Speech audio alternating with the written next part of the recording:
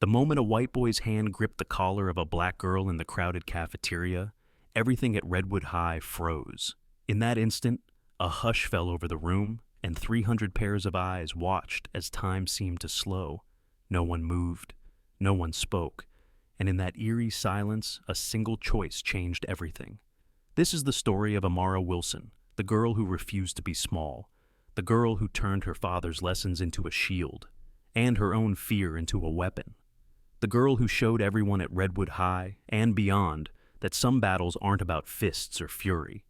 They're about finding your voice, claiming your place, and never letting anyone tell you that you don't belong. And what Amara did next? It shocked them all. The moment Kyle Thompson's hand clamped around the collar of Amara Wilson's jacket and yanked her backward, it felt as if the world itself had frozen in place. Conversations cut off mid-sentence, the clink of trays and silverware hanging in the air like unfinished thoughts. Over 300 students in the Redwood High cafeteria found themselves caught in a collective breath, eyes wide, mouths open, as they watched the silent battle unfolding before them. Amara didn't scream. She didn't cry out. Her lips, pressed into a thin line of resolve, didn't even part. Her dark eyes, deep and unflinching, met Kyle's with a calm that defied the moment. It was as though time itself had bowed to her stillness. But that calm wasn't born of ignorance or shock. It was the result of years of lessons, of quiet strength nurtured in the shadows and honed through endless hours on the training mat with her father, a man who'd once been a SEAL, who had taught her that real power didn't come from anger or noise. It came from knowing exactly who you were and what you would and would not tolerate. 3 weeks earlier, Amara had arrived at Redwood High, a transfer student from Chicago, carrying more than just a backpack and a notebook. She carried the weight of every new beginning she'd endured, every sideways glance, every casual slur whispered just loud enough to sting. She'd grown used to the unspoken tests of belonging, to the constant balancing act of being enough for others, but never too much. Her mother, a nurse who worked long hours at Seattle General, had warned her that first morning, pressing a gentle kiss to her forehead before she stepped out of the car. "Keep your head down, baby," she'd said. "Let them get used to you. It's just high school. It'll pass." But Amara had never been good at making herself small. She'd walked into first period English in a violet hoodie, her natural hair pulled into 2 neat puffballs, gold hoop earrings catching the light. The teacher, Mrs. Carter, had smiled and introduced her to the class, her voice warm and welcoming in a way that told Amara she was trying. "Everyone, please welcome Amara Wilson, who's joining us from Chicago." The reaction was exactly what she expected. Curious glances, polite nods, a few indifferent shrugs, and from the back row, a low, mocking chuckle. It came from Kyle Thompson, 6'2" of entitlement, wrapped in a designer Letterman jacket, his posture as loose and self-assured as the grin he shared with his friends, Ton and Nam. Kyle was Redwood royalty, and he knew it. His father owned half the restaurants in town. There was even a scholarship named after the family. He had been raised on the easy confidence of the privileged, a smirk always at the ready, a laugh that dared the world to challenge his claim.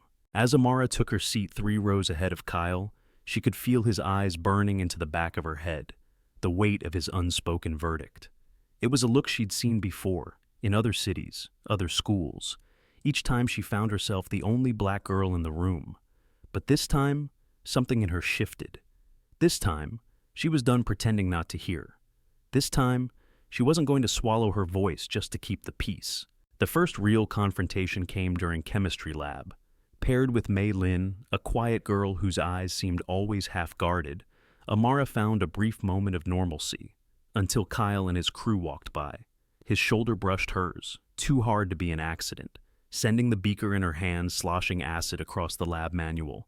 "Oops," Kyle said, feigning innocence with a smirk that didn't reach his cold eyes. "Maybe you should head back to wherever you came from, if you can't handle basic equipment." The teacher was across the room, oblivious. Mei Lin looked up, alarmed, but said nothing. No one ever said anything to Kyle Thompson. Amara's jaw tightened. She met his eyes without flinching. "Watch yourself, Kyle. You're the one who looks clumsy to me." The challenge in her voice drew a collective hush from the lab benches around them, a line no one else had dared to cross. Kyle's smile turned into a snarl. "Excuse me?" She didn't drop her gaze. "You heard me," she said. turning back to the bubbling flask. "Or do I need to speak slower?" For a moment, everything seemed to stop. Then the bell rang, saving them from what would have come next. As the class emptied, Kyle leaned in close, his breath hot against her ear. "You just made the biggest mistake of your life, new girl." Amara didn't flinch. "I don't make mistakes," she replied coolly. "I make choices." Over the next 2 weeks, those choices would be tested. Crumpled notes with slurs scrawled across them found their way into her locker. Her backpack disappeared during gym and reappeared in the boys' bathroom, soaked and reeking of bleach. She kept every note, every scrap of evidence, documenting it all in a small leather-bound journal she carried like a shield. Her mother noticed the tightness in her shoulders at dinner, the way she pushed peas around her plate without eating. "How's school, baby?" she asked softly. "It's fine," Amara lied, her smile brittle. Her mother, tired from another double shift, didn't press. But Amara's father would have seen through it immediately. He would have reminded her that survival wasn't the same as silence. Every morning before school, she met him at the gym, an old converted warehouse that smelled of sweat and determination. In that space, she wasn't just a girl in a strange city. She was a fighter. Her father's voice echoed in her memory. "Violence is the last resort, Amara, but when someone puts their hands on you, you finish it, quick and clean, no hesitation, no regrets." And she never forgot. On that day in the cafeteria, the day Kyle's hand closed around her collar, those lessons rose up inside her like a wave. She didn't feel the weight of his grip or the malice in his words. She felt only her breath, steady and sure, and the knowledge that she had been preparing for this moment her whole life. Around her, the room held its breath. The moment had arrived, and she would not back down. The Monday morning air in Seattle was damp and cool, a soft drizzle misting the windows of Redwood High School as Amara stepped through the doors. The scent of fresh rain mixed with the tang of old gym floors and teenage sweat, familiar in a way that made her stomach twist. She tightened her grip on the worn leather journal in her hand, feeling the weight of every note she'd written, every piece of evidence she'd gathered in the weeks since she'd arrived. Inside, the school bustled with its usual chaos, lockers clanging shut, the low thrum of gossip and laughter, the sharp whistle of the hall monitor cutting through it all. But Amara felt the shift in the air as she walked past. Eyes flicked toward her and away again just as quickly, lips twisted into forced smiles or tight lines. She had grown used to that in Chicago, this tension, this silent scrutiny, but here, it had taken on a sharper edge. Here, she was more than just the new girl. She was the girl who didn't belong. She moved past the rows of bright red lockers, each step steady and deliberate.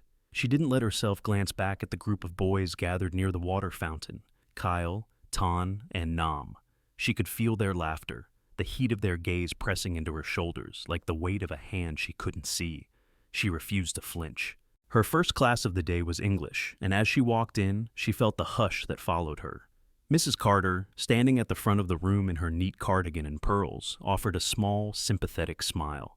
"Good morning, class," she began, but her voice faltered as she caught Amara's eyes.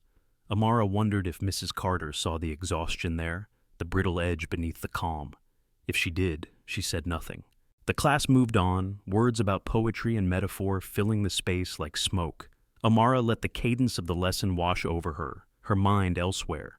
Her phone buzzed once, twice, a silent reminder that the world outside these walls was always watching.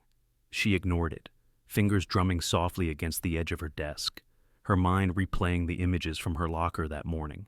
The crude cartoons, the hateful captions, she could still see them burned into the backs of her eyelids. At lunch, she found Mei Lin waiting near the edge of the cafeteria, her small frame tense, eyes darting nervously. "You shouldn't be alone today," she murmured, her voice low enough to be drowned out by the clatter of trays and chatter of voices. Amara shook her head, her lips tightening into something almost like a smile. "I can handle myself." Mei Lin hesitated. "Kyle's been talking more than usual.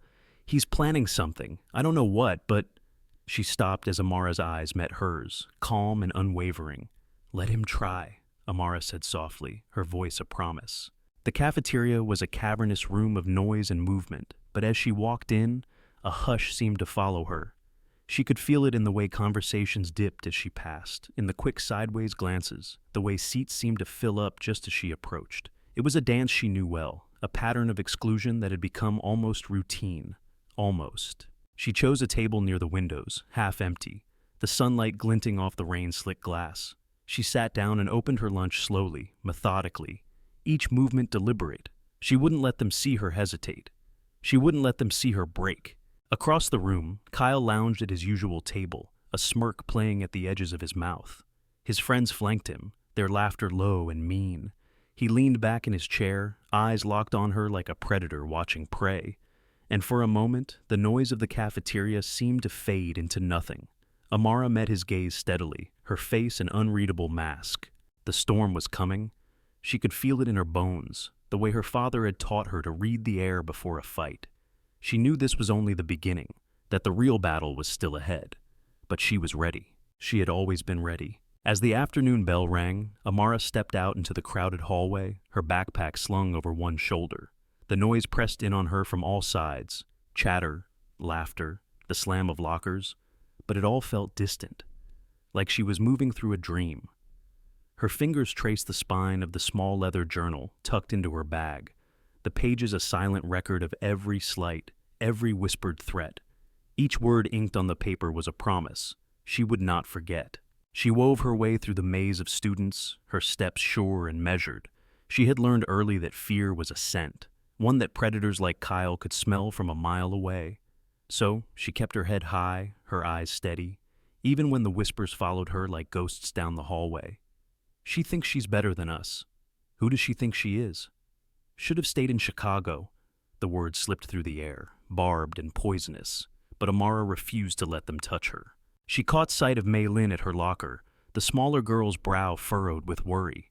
Mei Lin looked up as Amara approached, her voice low. "They're saying things, Amara. About you, about what might happen if you don't back down." Amara's jaw tightened. "Let them talk," she said quietly. "Talking is all they know how to do." Mei Lin hesitated, her fingers curling into the straps of her backpack. I don't want to see you get hurt."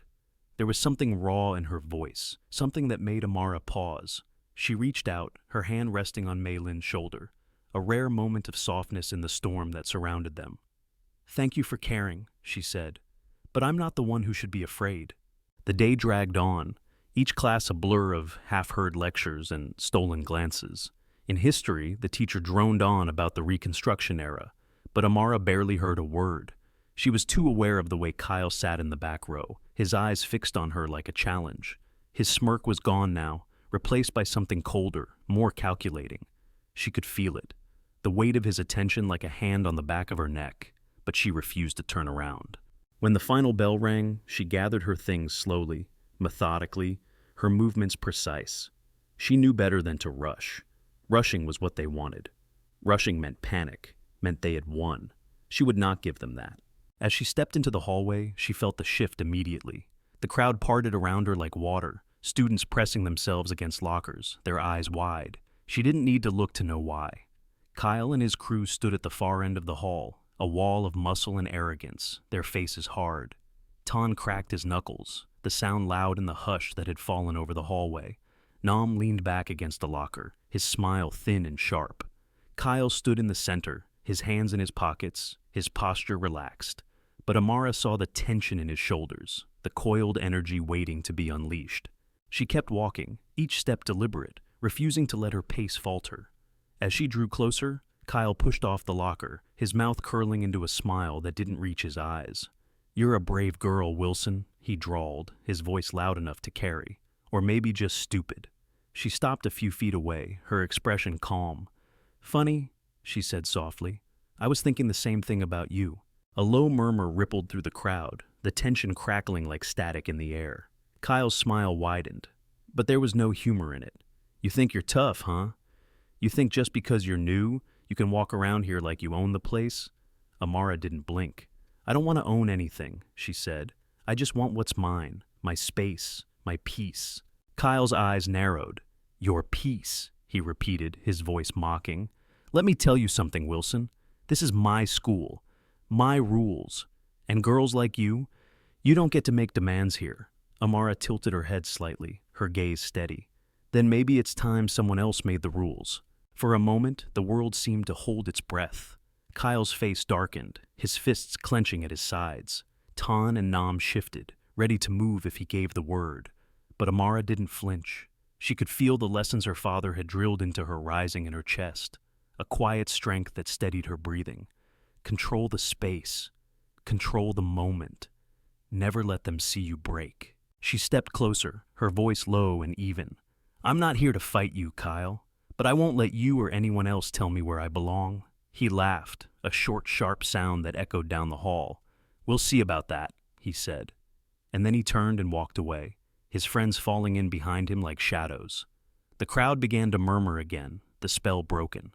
Amara let out a slow breath, her shoulders relaxing as the tension bled out of her muscles. She could feel Mei Lin's eyes on her from across the hallway, full of worry and something else, something like pride. As she made her way to her final class, Amara felt the weight of the moment settle around her. She knew this wasn't the end. It was just the beginning. The real storm was still gathering on the horizon, dark and heavy. But she was ready. She had been ready for a long time, Dot. The evening sky was painted in streaks of gold and rose when Amara finally left Redwood High. The weight of the day pressed on her shoulders, but she carried it like armor. Each whispered slur and sideways glance another layer of steel. She paused at the edge of the school grounds, her breath fogging in the chill air, and turned her face up to the setting sun. The city stretched out before her, a patchwork of concrete and promise, and she wondered how many others were fighting battles just like hers in the shadows. She didn't head straight home. Instead, she turned her steps toward the gym where her father waited. The old brick building humming with the low thump of bass and the faint tang of sweat and determination. Inside, the air was warm and alive, the sound of fists striking heavy bags echoing in the cavernous space. Her father stood near the back, his broad shoulders outlined against the row of mirrors, his posture relaxed but alert. He turned as she approached, his dark eyes sharp and knowing. "How was school?" he asked, his voice calm, even. She shrugged, dropping her backpack by the door. "Same as always?" His brow lifted. "And?" She hesitated, then let out a slow breath. "They're pushing harder, trying to see if I'll break." He studied her face for a moment, then nodded. "You won't," he said simply, and she felt the truth of it settle into her bones. They moved through the drills together, the familiar rhythm of strikes and blocks a balm against the chaos of the day. Her father's voice was low and steady, guiding her movements, correcting her form. "Balance," he reminded her. "Control. Never let anger steal your focus." She drove her fist into the pad he held, feeling the power coil through her shoulders and into her knuckles. "Good," he said softly. Again. Afterwards, they sat on the worn bench by the door, the cool air of the gym washing over them. Her father took a sip from his water bottle, his eyes thoughtful. "You know," he said, "the hardest part isn't the fight. It's deciding when the fight is necessary, when to stand your ground and when to walk away." She met his gaze, her own steady.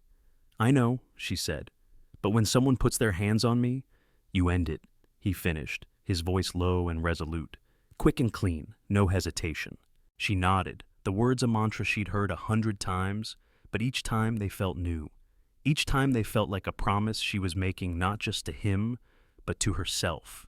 The walk home was quiet, the streets washed in the soft glow of streetlights. Her mother was already home, the smell of herbs and simmering broth drifting from the kitchen.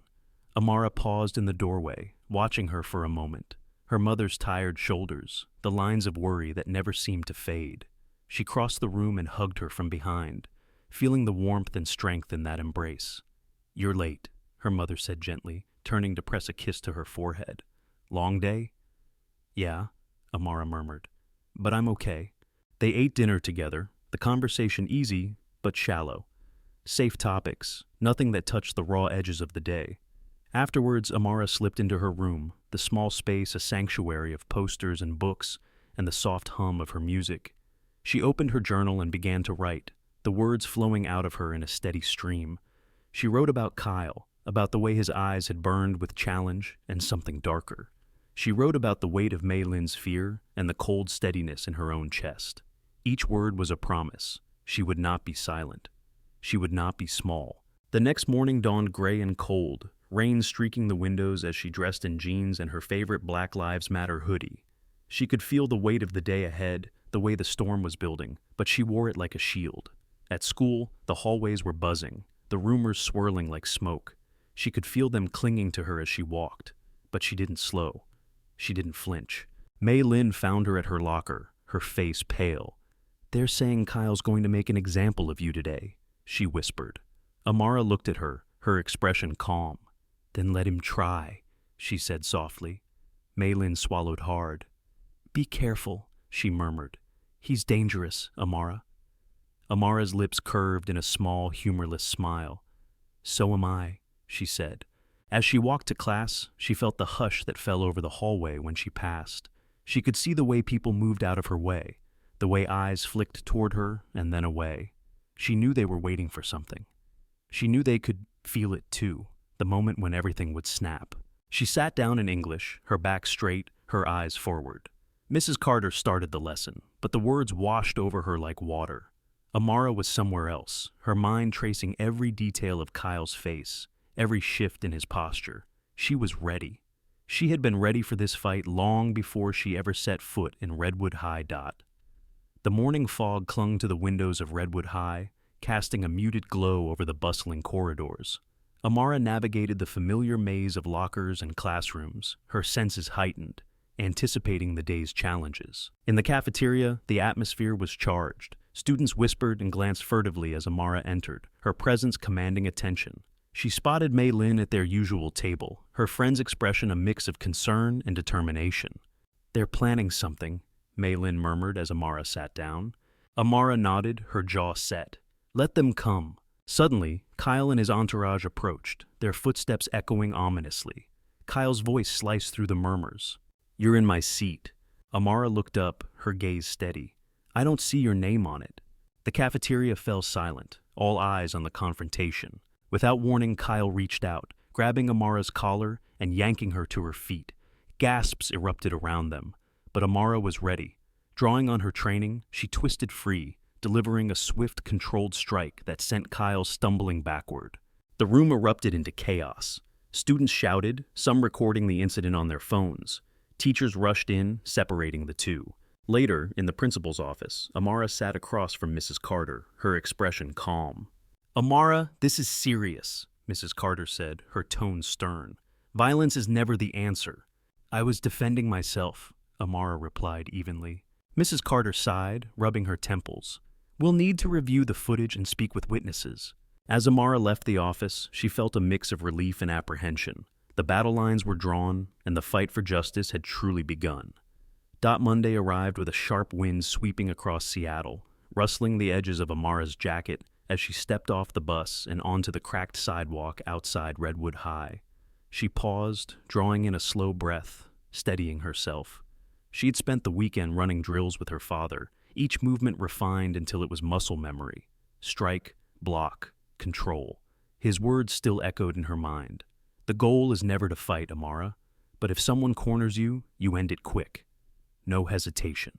Inside the school, the atmosphere was different. She could feel it in the way students' voices dropped when she walked by, in the tight smiles that vanished the moment she looked away.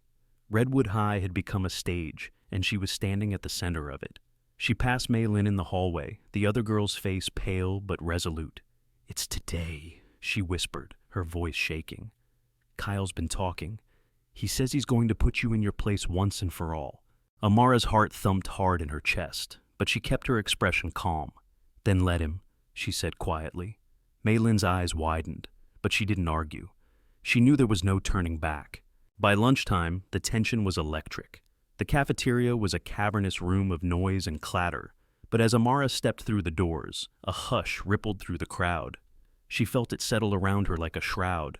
She moved slowly, deliberately, her tray balanced in one hand as she scanned the tables. As she approached a half-empty table by the windows, she could feel the weight of every gaze in the room pressing into her shoulders. She sat down, placing her tray carefully, her movements precise. She didn't look up, didn't acknowledge the whispers that flickered around her like sparks. She took a slow bite of her sandwich, her jaw tight, every muscle in her body coiled.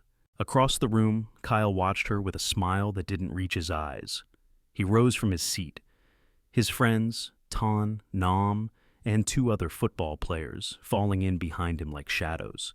The noise of the cafeteria seemed to fade to nothing as they walked, each step deliberate, the weight of their presence turning the air to ice. When they reached her table, Kyle stopped, his hands in his pockets, his head tilted to one side. "You're in my seat," he said, his voice soft but carrying across the room. Amara didn't look up. She took another bite of her sandwich, chewing slowly. "Funny," she said, her tone even. "I don't see your name on it." The smirk fell from Kyle's face, replaced by a flicker of something colder. He leaned forward, his fingers curling into fists at his sides. "Everything in this school has my name on it," he said, his voice low and dangerous, "including that seat. So move." Amara swallowed her bite, wiped her fingers on a napkin, and finally looked up. Her eyes met his, steady and unflinching. "No," she said simply. "Learn to accept it." For a moment, everything was still. Then Kyle's face went red, his lips curling back in a snarl.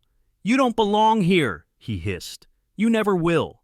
He moved suddenly, his hand shooting out to grab her collar, yanking her up from her seat. Her tray clattered to the floor, food scattering in a messy sprawl.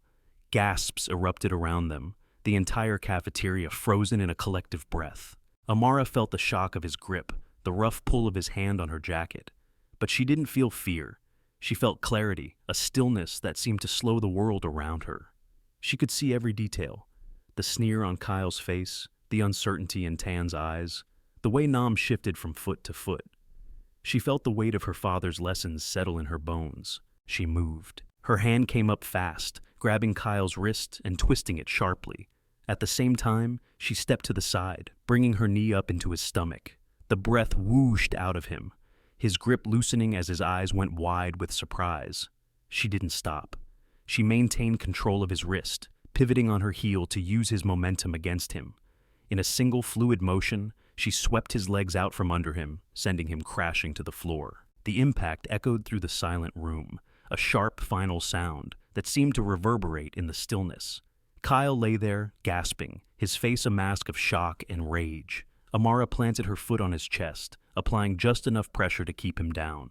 Her voice was calm, steady. "Stay down," she said. "It's over." For a heartbeat, no one moved. Then the spell broke. Students began to murmur, the air buzzing with disbelief and excitement. Some were already checking their phones, videos playing back the moment in slow motion. Tan and Nam shifted forward, but Amara's eyes snapped to them, her expression unyielding. "Anyone else want to put their hands on me?" she asked, her tone quiet but carrying across the room. They hesitated. For a moment, it looked like they might step forward, but then they stopped, uncertainty flickering across their faces. This wasn't how it was supposed to go. Kyle was supposed to be untouchable, but here he was, on the floor, his authority shattered. Kyle's voice was hoarse as he gasped out, "This is assault! You attacked me!" Amara's lips curved in a small, cold smile. "Everyone saw you grab me first," she said. "I defended myself. There's a difference." She released his wrist and stepped back, her hands open at her sides. The cafeteria erupted into noise, voices rising as students shared the video, clapping and cheering. Not everyone, but enough. Enough to show that something had changed. Security arrived moments later, confusion etched on their faces as they took in the scene. Kyle was still on the floor, holding his wrist, while Amara stood calmly nearby, her breathing steady. "What happened here?" one of the officers asked, his tone wary. "He attacked her!" someone called out. "I got it on video!" Another voice joined in. "She didn't start it, she just defended herself." Mei Lin pushed through the crowd, her phone held high. "I recorded everything," she said, her voice clear and unwavering. "He assaulted her first." The security officers exchanged a look, then turned to Kyle, who was struggling to his feet, his face twisted in anger. "You're going to have to come with us," one of them said. Kyle started to protest, but Mrs. Carter appeared in the doorway, her expression pale but resolute. "Enough," she said firmly. "Kyle, you're suspended pending a full investigation." As security escorted Kyle away, still shouting threats and promises of retribution, Amara felt a hand on her shoulder. She turned to see Mei Lin standing there, her eyes wide but shining with relief. "Are you okay?" she asked softly. Amara nodded, her lips curving in a small, tired smile. "I'm better now," she said, and as she looked around the cafeteria, at the faces that watched her with something like respect, At the phone still raised in silent witness, she knew that this was only the beginning. But for the first time in a long time, she didn't feel alone. Dot. The buzz of whispers trailed Amara as she made her way out of the cafeteria. Her footsteps echoed in the sudden quiet of the hallways, each step deliberate, each breath steady. She could feel the weight of what she had done settle around her like an armor, heavy, but strong. She'd taken the first real stand, and she knew the ripples would spread far beyond that single moment. When she reached her locker, Mei Lin was there, eyes wide and bright, phone clutched tight in her hands. "It's already online," she said breathlessly. "I posted the video. It's everywhere." Amara paused, her hand resting on the cold metal of her locker door. "I didn't ask you to do that." "I know," Mei Lin said, her voice trembling. "But people need to see it, Amara. They need to see that he's not invincible." Amara closed her eyes for a moment, drawing in a slow breath. The noise of the cafeteria still rang in her ears. The cheers, the clapping, the murmurs of disbelief. She could feel it, the shift in the air, the sudden crack in the facade Kyle had built around himself. But she also knew what came next. "It's not over," she said quietly, her voice low and calm. "This is just the beginning." Mei Lin nodded, her face pale but determined. "I'll stand with you," she said, "no matter what." The rest of the day passed in a blur. In each class, Amara could feel the eyes on her, some wide with admiration, others narrowed with resentment. The teachers didn't say much. Some offered tight smiles, others looked away as if unsure how to process the storm that had erupted under their watch. She sat in each room with her back straight and her head high, refusing to shrink. When the final bell rang, she packed her things slowly, her hands sure and unhurried. She knew that rushing meant fear, and she wouldn't let them see that in her. As she stepped out of the classroom, she saw Kyle's friends, Tan and Nam, leaning against the lockers at the end of the hall. They watched her with tight jaws and narrowed eyes, but they didn't move to block her path. She walked straight toward them, her chin lifted, her gaze unwavering. They parted wordlessly as she passed, and she felt a flicker of something like triumph burn low in her chest. Outside, the sky was a wash of gray, the air heavy with the promise of rain. She walked quickly, her breath steaming in the cold, her thoughts racing. She knew Kyle's father would be furious. He had always treated Redwood High like an extension of his empire, and now his son had been humiliated in front of everyone. She knew there would be consequences. At home, her mother was waiting in the kitchen, the soft scent of herbs and simmering soup filling the air. She looked up as Amara came in, her face tight with worry. "I saw the video," she said quietly. "It's all over the news." Amara didn't look away. "I didn't start it," she said. Her mother nodded, her lips pressing into a thin line. "I know," she said softly. "I know you didn't. But it's going to be hard, Amara. There will be people who don't want to believe you, people who'll say you should have just walked away." Amara let out a slow breath, her shoulders relaxing just a little. "I did what I had to do," she said. "I couldn't let him keep pushing." Her mother came over, wrapping her arms around her in a tight hug. "I'm proud of you," she whispered. "So proud. But I'm also scared, because people like Kyle, they don't lose quietly." They sat down to dinner in silence, the quiet broken only by the clink of spoons against ceramic bowls. Amara's mind was far away, tracing every detail of what had happened, every angle of what would come next. She knew the fight wasn't over, but she also knew she wasn't alone anymore. That night, she lay awake in her room, the shadows of passing cars flickering across the ceiling. She thought about her father's words, the lessons he'd drilled into her each morning at the gym. "Violence is the last resort," he'd said. "But when you're cornered, when there's no other choice, you stand your ground. You defend your right to exist." She had done that. She had claimed her space. But she also knew that in doing so, she had painted a target on her back. Her phone buzzed on the nightstand, pulling her from her thoughts. A new message from Mei Lin. "They're saying the principal wants to see you tomorrow. Stay strong." Amara stared at the glowing screen, her jaw tightening. She wouldn't back down now. She wouldn't let them turn this against her. The next morning, Redwood High was buzzing with a different energy. News vans were parked along the curb, reporters jostling for a glimpse of the girl who had stood up to Kyle Thompson. Students gathered in tight knots, their voices low and urgent, the video playing on endless loop on every phone screen. Amara walked through the chaos, her expression calm, her movements sure. She wouldn't be their spectacle. She wouldn't let them define her by that moment.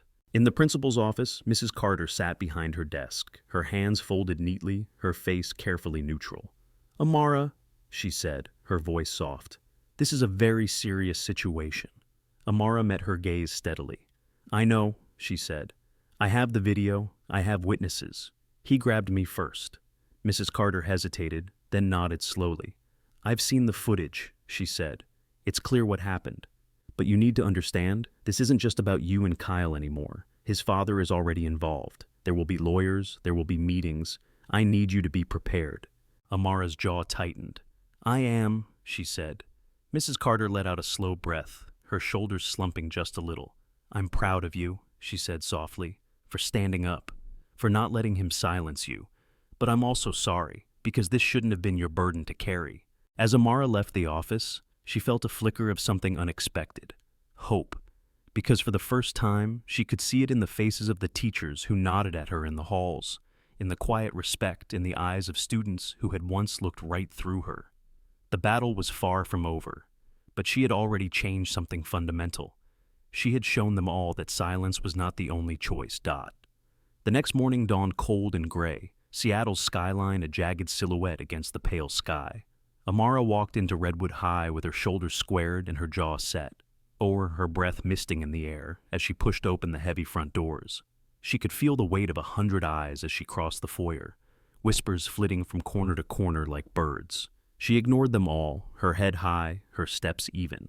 The principal's office was a quiet island in the chaos, the low hum of the heater and the soft rustle of papers the only sounds. Mrs. Carter sat behind her broad oak desk, her expression grave, as she gestured for Amara to take a seat. The sun through the blinds painted stripes across the floor, slicing the room into light and shadow. "Amara," she said, her voice carefully neutral, "I need to be honest with you. Kyle's father has already been here this morning. He's threatening legal action, demanding your suspension." Amara met her gaze calmly. "And what did you tell him?" Mrs. Carter shifted in her chair, the lines around her mouth deepening. "That we're investigating, that we're gathering statements and reviewing the footage, but—" She hesitated, her fingers drumming lightly against her clipboard. "You need to understand how much power his family has in this town. They've donated to the school for years, funded scholarships. They're used to getting what they want." Amara's lips tightened. "And what about what's right?" she asked quietly. Mrs. Carter sighed. "I know, Amara, and I'm on your side. But this is going to get messy, and I need to know that you're ready for that." Amara didn't blink. "I've been ready," she said simply. Mrs. Carter nodded slowly. "Good, because I'm not going to let them bury this, not this time." As she left the office, Amara felt a tremor of relief, small but real. She knew it wouldn't be enough, not yet, but it was a start, a promise that she wasn't the only one willing to stand up. In the halls, the atmosphere was electric. Students clustered around their phones, the video of the cafeteria confrontation playing on loop, each frame dissected and analyzed. Some of them met her eyes as she passed, their gazes flickering with something like respect. Others looked away quickly, guilt or uncertainty in their expressions. She didn't waste time trying to guess which was which. She had no room for that now. She found Mei Lin waiting by her locker, her friend's small frame taut with nervous energy. "Are you okay?" Mei Lin asked, her voice low. "I saw Kyle's father in the parking lot this morning. He looked angry." Amara shrugged. "He's always angry. Doesn't change anything." Mei Lin's lips twisted. "He's dangerous, Amara. People like him, they don't lose quietly." "I know," Amara said softly, "but I'm not going to let him scare me. Not now." She could see it in Mei Lin's eyes. Fear, yes, but also something harder. Admiration, determination. They stood there for a moment in the crowded hallway, the noise of the school swirling around them, and Amara felt the quiet solidarity between them like a shield. Lunchtime came with its usual chaos, trays clattering, voices rising in bursts of laughter and low murmurs. But when Amara walked in, a hush fell over the room. It wasn't complete silence, just enough to make the hair on her arms stand up, to remind her that every move she made was being watched.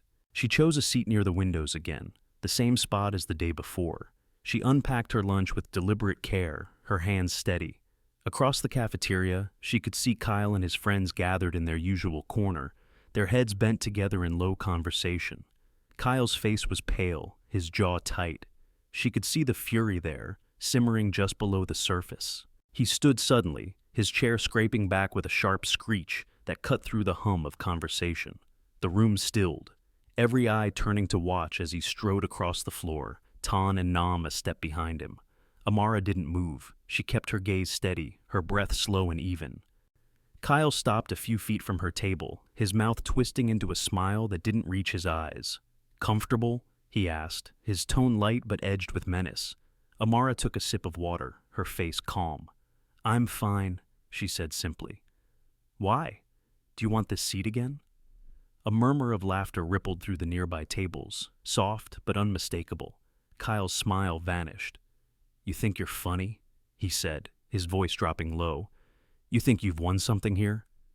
Amara's expression didn't change. "I don't need to win," she said. "I just need you to leave me alone." Kyle's eyes narrowed. "That's not how it works," he said. "Not here." He leaned forward, his hands flat on the table, close enough that she could see the white-knuckled grip of his fingers. "You're going to regret what you did," he said softly. "My father—" "Can't touch me," she finished, her voice calm but firm. "Not this time." The words tasted like iron in her mouth, but she didn't waver. For a moment, Kyle just stared at her, his face flushed with anger. Then he straightened, his lips curling back into a sneer. "We'll see," he said. He turned and stalked away, his friends trailing behind him. The murmur of conversation picked up again, louder now, the tension broken like a snapped thread. Amara sat there for a moment, her heart hammering in her chest, but her face a mask of calm. She could feel the adrenaline singing in her veins, the sharp edge of fear that she refused to show. She wouldn't give him the satisfaction.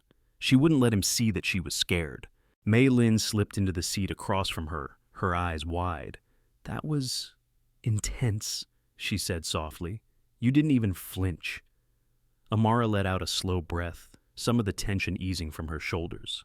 "I can't afford to flinch," she said quietly. "If I do, he wins." Mei Lin nodded slowly, her lips pressing into a thin line. "He's not going to stop, is he?" Amara shook her head. "No," she said, "but neither am I." As the bell rang and the students began to file out of the cafeteria, Amara felt a flicker of something in her chest, something bright and hard, like a shard of light. She knew this wasn't the end. It was only the beginning. But she also knew that for the first time, she wasn't fighting alone. And that made all the difference. The morning sun cast long shadows across the campus of Redwood High School as Amara stepped through the front gates. The usual hum of student chatter was subdued, replaced by hushed whispers and furtive glances in her direction. The video of her confrontation with Kyle had gone viral overnight, and the entire school was abuzz with speculation and gossip. As she made her way to her locker, Amara could feel the weight of the stairs pressing down on her. She kept her head high, refusing to let the scrutiny shake her resolve. Mei Lin was waiting for her, eyes wide with concern. "Are you okay?" Mei Lin asked, her voice barely above a whisper. Amara nodded, though her jaw was tight. "I've been better," she admitted. Before Mei Lin could respond, the intercom crackled to life. "Amara Johnson, please report to the principal's office immediately." The hallway fell silent as students turned to watch her. Amara squared her shoulders and began the walk to the office, each step echoing in the quiet corridor. Inside the office, Principal Carter sat behind her desk, her expression unreadable. She gestured for Amara to sit. "Amara, the situation has escalated," she began.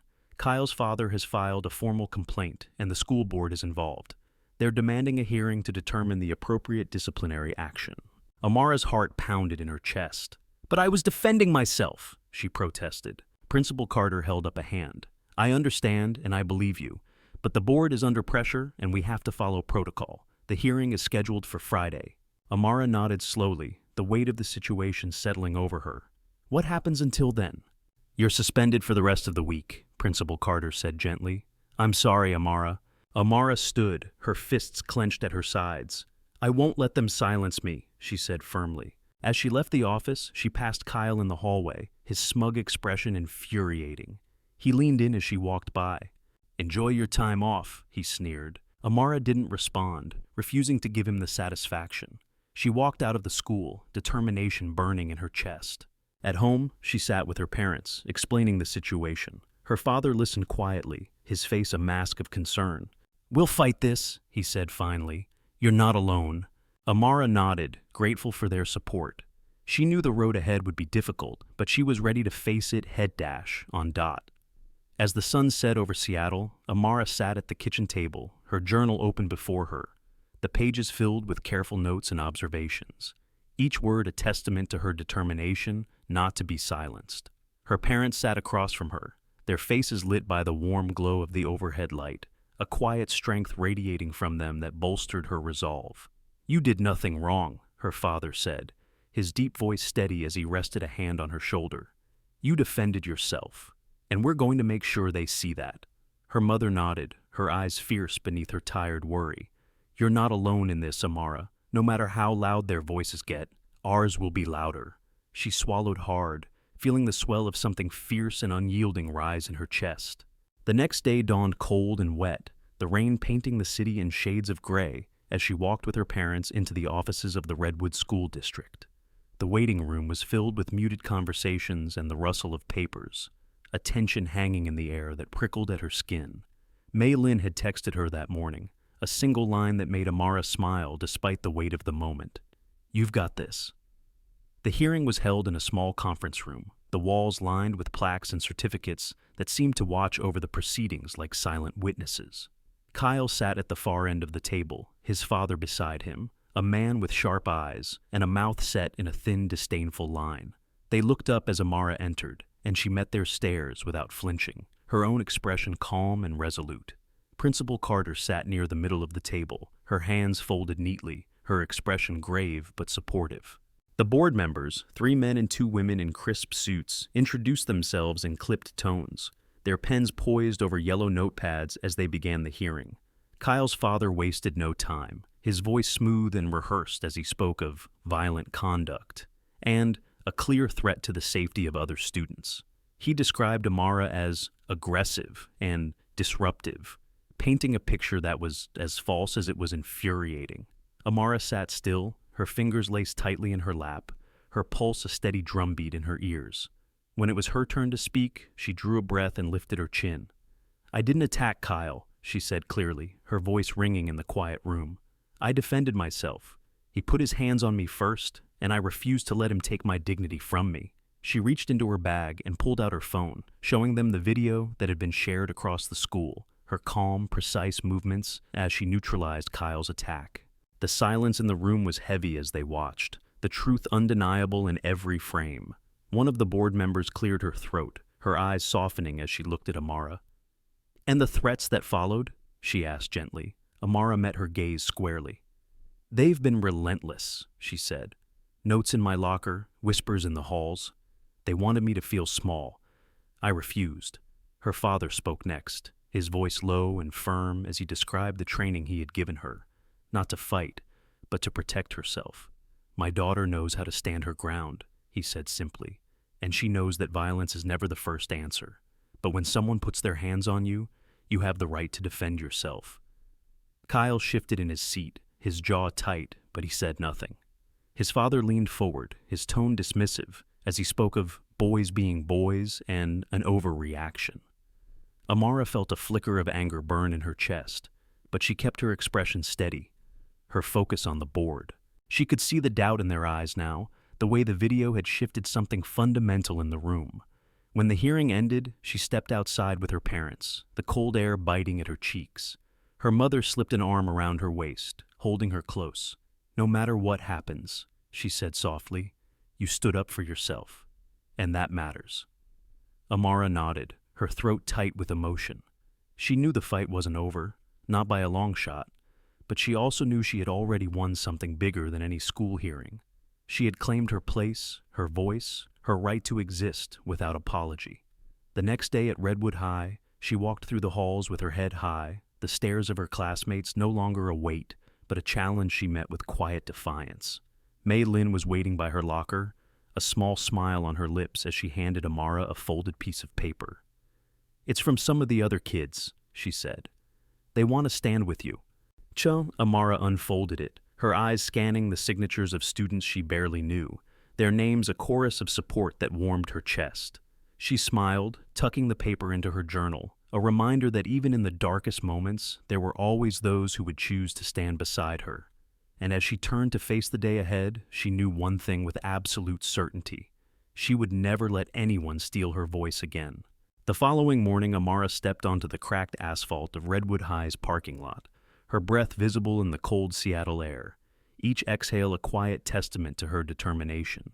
News vans still lined the curb, the school's brick walls now a backdrop for headlines that flickered across TV screens and social media feeds.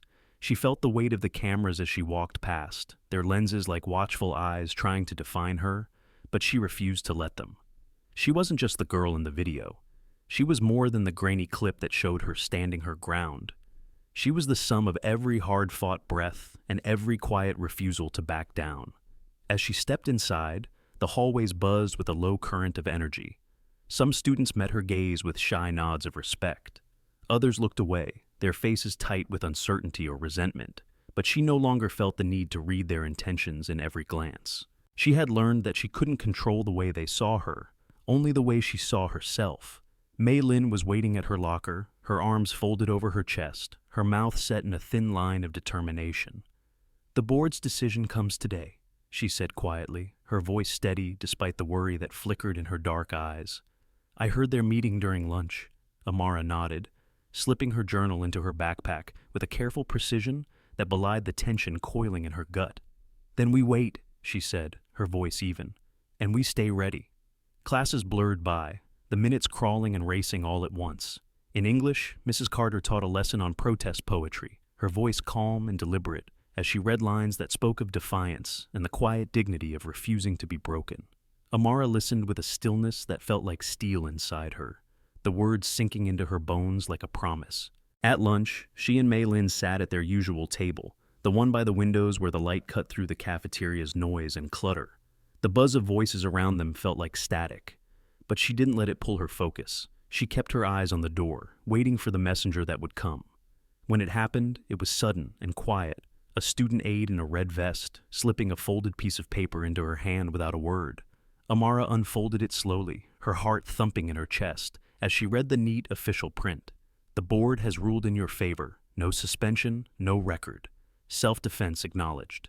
For a moment, she just sat there, the words swimming in front of her, the relief so sharp it felt like pain. Mei Lin let out a soft breath, her smile breaking across her face like sunlight through clouds. "You did it," she whispered. "You really did it." But Amara shook her head slowly, her fingers tightening on the paper. "No," she said quietly. "We did it." The cafeteria around them seemed to shift in that moment, the noise washing over her in waves. She could see it in the way students looked at her now, not as an outlier or a problem, but as someone who had claimed her space and refused to let it be taken from her. After school, she found herself standing in front of the old gym where her father worked. The familiar thump of fists against punching bags and the tang of sweat and leather greeted her like an old friend. She stepped inside, her father turning at the sound of the door, his eyes sharp and proud. "I heard," he said simply, and in that quiet statement was everything: pride, relief, and the unspoken promise that he would always stand beside her. "I didn't back down," she said, her voice trembling just a little as she spoke the truth out loud. "I didn't let them decide who I am." Her father nodded slowly, his hand resting on her shoulder with a weight that was both comfort and strength. "That's all I ever wanted for you," he said, "not to fight, but to know that you have the right to stand your ground." That evening, she sat at her desk, her journal open in front of her, the lamplight warm and soft against the darkness outside. She wrote slowly, each word a quiet declaration, each sentence a map of the journey she'd taken to get here. She wrote about the fear she had felt, sharp and cold in her chest, and the way she had chosen to face it anyway. She wrote about the strength she had found in Mei Lin's unwavering friendship, in the quiet support of teachers who finally saw her, in the voices of classmates who had once been silent but now spoke her name with respect. She wrote about the lesson she had learned most of all, that silence was not safety, that the refusal to be small was an act of defiance in a world that tried so hard to make her shrink. She closed her journal and looked out the window, the city lights shimmering in the distance, the soft hush of rain against glass, a lullaby to the storm that still rumbled in her veins. She knew there would be more battles, more days when the weight of being seen felt like too much to bear. But she also knew that she had already survived the worst they could throw at her, and she had done it on her own terms. In that moment, with the quiet darkness of her room wrapped around her like a shield, she smiled, a small, fierce curve of her lips that tasted like victory, because she knew now, in every breath and every beat of her heart, that she belonged wherever she chose to stand. The following days at Redwood High unfolded in a way that felt both surreal and achingly real, a kaleidoscope of hushed conversations, sideways glances, and the unmistakable hum of a school trying to recalibrate itself around a single moment of defiance. Amara moved through the hallways with a new kind of stillness, her shoulders straight and her chin lifted, each step deliberate, each breath a quiet statement that she would not be diminished. She could feel it in the way people looked at her now, some with respect, others with resentment, but she no longer let the weight of their opinions drag her down. She had earned this space, this hard-won ground beneath her feet, and she would not let anyone take it from her. Mei Lin walked beside her, their friendship a soft shield against the low buzz of rumors that still clung to the edges of every classroom. "They're saying Kyle's family is threatening to sue the school," she whispered one morning as they lingered near the library doors, the scent of old books and fresh coffee wrapping around them like a comfort. Amara nodded, her mouth tightening. "Let them," she said. "They can't erase what everyone saw." And she was right, because the video of that day in the cafeteria had traveled beyond Redwood High, beyond Seattle, shared and reshared by people who saw in her calm defiance a reflection of their own quiet battles. It was a spark, and she could feel the warmth of it every time a stranger's message appeared in her inbox. Words of solidarity and gratitude that reminded her she was no longer just a girl trying to survive. She was a symbol now, whether she had wanted to be or not. In history class, the teacher paused the lesson to talk about the power of resistance, his voice measured and calm as he spoke of movements and moments that had changed the course of history. He didn't say her name, but his eyes found hers across the room, and she felt the silent acknowledgement in the air between them. After school, she found herself at the gym again, the rhythmic slap of gloves against pads a soothing counterpoint to the roar of her thoughts. Her father watched her with a quiet pride, his voice steady as he corrected her stance, her timing, each word a gentle reminder of the strength that lived in her bones. "Remember," he said, as she wiped sweat from her brow, her breathing slow and deep. "The point isn't to hurt. It's to protect. To make sure you're never the victim of someone else's violence." She nodded, the words sinking into her skin, becoming part of her. Later, she sat with Mei Lin at their usual table by the windows, the lights soft and gold around them. They talked in low voices, their laughter threading through the conversation like a balm against the constant tension. "Do you ever feel like everything's different now?" Mei Lin asked, her fingers tapping against the rim of her coffee cup. Amara considered this, her eyes tracing the slow drift of clouds outside. "Yes," she said finally, "but I think that's the point. Things needed to change. Maybe they still do." Mei Lin nodded, her expression thoughtful. "I'm glad you're here," she said quietly. "You've made me braver." Amara smiled, a small, true curve of her lips. "You've always been brave," she said. "You just needed a reason to remember." That night, she lay awake in her room, the soft hum of the city outside her window, a gentle reminder that the world was still turning, still full of stories that hadn't been told. She thought about the girl she had been when she first walked into Redwood High. Nervous, guarded, determined not to be noticed, and the girl she had become, each moment of resistance shaping her into something sharper, stronger. She thought about the way her mother's eyes had filled with pride when the board's decision had come down in her favor, about the way her father's hand had rested heavy and warm on her shoulder as he told her, "You stood your ground, Amara. You did what needed to be done." She thought about Kyle's face that day in the cafeteria, the shock and fear in his eyes, as he realized she would not bend to his will, and she thought about every student who had watched, who had seen in her refusal a permission to stand taller in their own lives. As she drifted into sleep, she dreamed of a field of sunflowers, each one turned toward the sun, each one rooted in the earth it claimed as its own. She woke with a sense of calm she hadn't felt in weeks, a quiet certainty that no matter what came next, she would face it with the same unwavering resolve that had carried her this far. And in the stillness of that early morning light, she knew one thing with absolute clarity. She had already won something no one could ever take from her: the right to stand in her truth, unafraid. Friday dawned with a crisp chill in the air, the first hints of winter brushing the edges of Seattle's skyline, as Amara stepped off the bus and onto the cracked pavement in front of Redwood High. She paused for a moment, her breath hanging in the cold air, her fingers wrapped tightly around the worn strap of her backpack.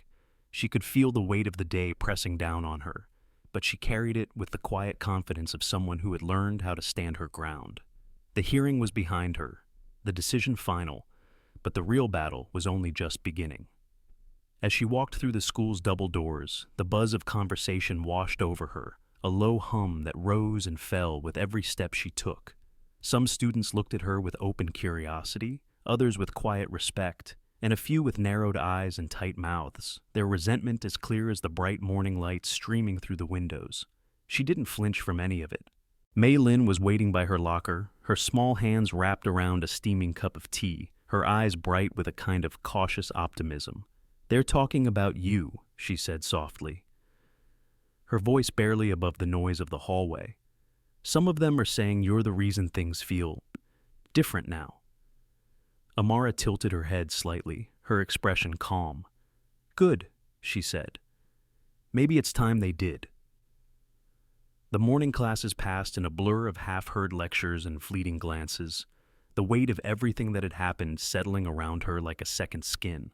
In English, Mrs. Carter paused in the middle of a discussion about voices of resistance in literature to look at her with a quiet smile, a flicker of something like pride in her eyes. "Sometimes," she said to the class, "it only takes one person standing up to remind everyone else that they have voices too." And Amara felt the words settle deep in her chest, a spark of warmth that pushed back the lingering chill of the morning. At lunch, she and Mei Lin sat together in their usual spot by the windows, the chatter of the cafeteria a soft background hum that faded into the edges of her focus.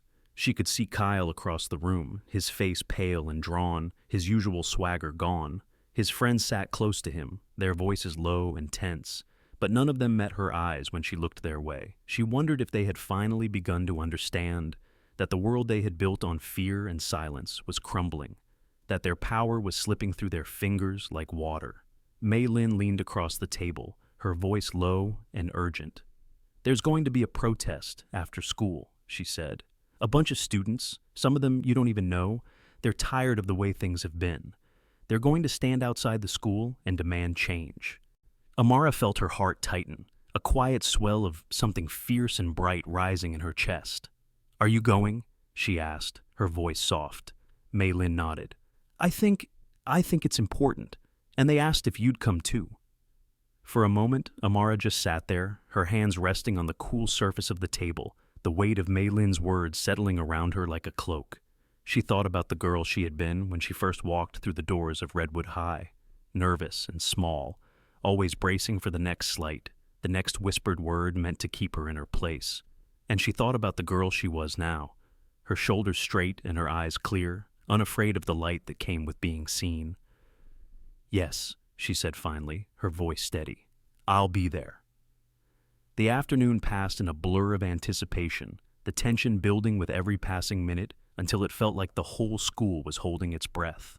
When the final bell rang, Amara walked out into the crisp air, her breath a steady rhythm in the cool breeze. The protest was already gathering in the courtyard, a small knot of students holding signs and chanting softly, their voices rising and falling in the stillness. She could see the fear in some of their eyes, the uncertainty that came with stepping out of the shadows. But she also saw something else: determination, quiet but unbreakable, a spark that was already spreading. She stepped into the circle, her presence sending a ripple through the crowd. Mei Lin slipped her hand into hers, her fingers warm and sure. "Thank you," she whispered, and Amara just squeezed her hand, her own heart beating steady and strong. They stood there together, their voices joining the chorus of others who had decided that silence was no longer an option. And as the sun dipped low in the sky, painting the world in shades of gold and rose, Amara felt something shift inside her, a quiet certainty that no matter how loud the voices of doubt and fear might be, they would never drown out the chorus of those who had chosen to stand. She had become more than a single moment in a cafeteria, more than a girl in a video.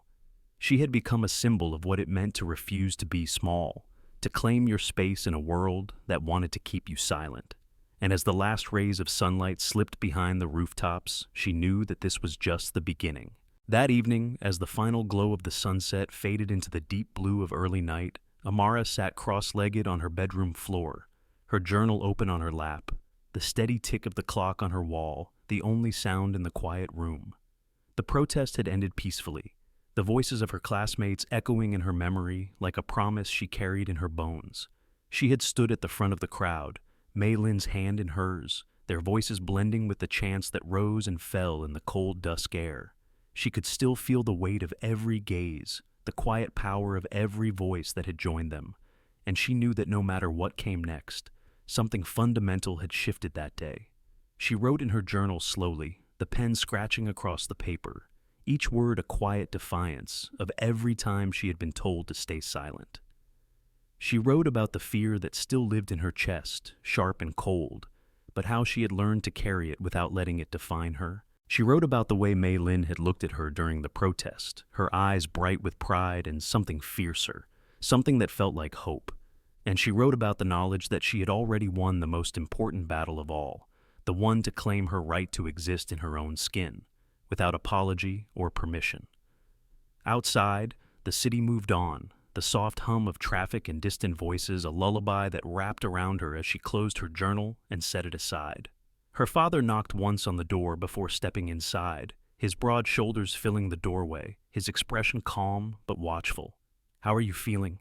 he asked quietly, his voice gentle in the dim light. Amara shrugged, her mouth curving into a small, tired smile. "Like I can breathe again," she said honestly.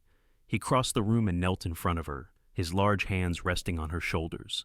"You've always been strong," he said, his eyes meeting hers with quiet pride. "But what you did today, that's the kind of strength that changes everything." She felt her throat tighten, emotion rising in her chest like a wave, but she held his gaze, letting the warmth of his words wash over her. "I learned it from you," she whispered, and he smiled, the lines at the corners of his eyes softening. "And now you're teaching it to everyone else," he said, his voice firm. "Never forget that."